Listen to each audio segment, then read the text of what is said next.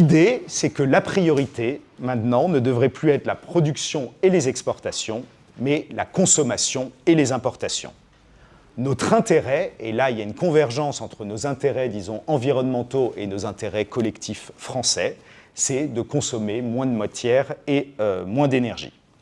Pour prendre des exemples pour rendre les choses plus concrètes, si on augmentait par exemple la durée de vie de nos équipements informatiques, disons les téléphones et les ordinateurs, quelles seraient les conséquences? D'abord, c'est moins d'extraction. Par exemple, juste pour nos besoins numériques à nous Français, ça suppose l'extraction à travers le monde de 4 milliards de tonnes par an de roches, de sédiments, etc., pour extraire tous les matériaux dont on a besoin. Donc, moins de pollution. C'est moins de déficit commercial. En 2019, rien que pour les ordinateurs et les téléphones, nous avons 18 milliards d'euros de déficit commercial. C'est presque un point de PIB.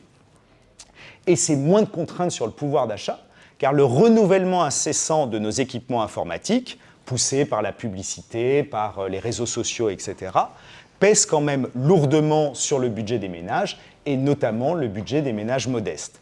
Pour les ouvriers, en part du budget, les dépenses numériques sont 2 fois plus importantes que pour un ménage de cadre, par exemple.